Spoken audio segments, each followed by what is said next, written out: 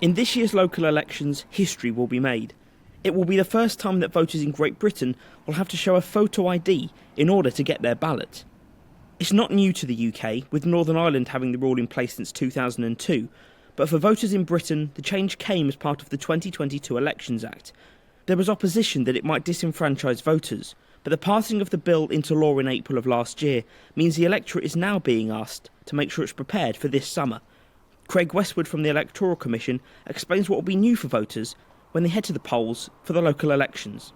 After each set of elections, there are a lot of people that do feel concerned that you can go into a polling station and get a ballot paper without having to demonstrate and confirm who you are. So there won't be that much difference. So you will go in and you will find a desk of a presiding officer and their team in front of you. They will ask for your name and address, check it off on the electoral register, as is normally the practice.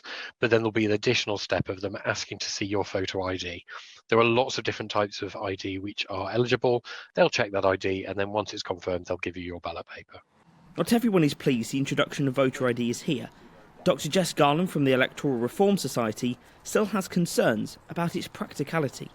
The government's asking voters to bring photographic ID. It's a type of ID that we know from the government's own research that over 2 million, about 4% of people don't actually have. And we know that it's also not equally spread across society. So if you're unemployed, if you're older, if you have a disability, you're much less likely to have the sort of ID that the government's asking you to provide in order to vote. And so clearly that is taking a huge risk with the next election. What we don't want to see is people being turned away from the polling station just because they don't have the right papers.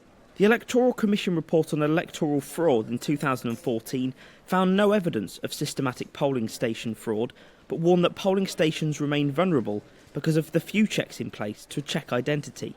Obtaining the most common forms of photo ID, such as a passport or driving licence, involves a fee, but the Electoral Commission stressed a free voter authority certificate will ensure no member of the electorate is left out.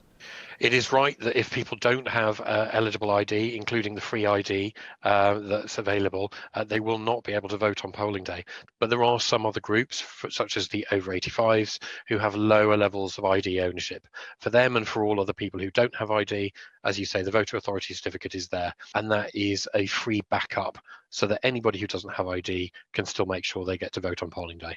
The full list of accepted forms of ID is available on the government website, so people can be sure they're not caught out at the polling station from this summer onwards. Jack Carson, GB News.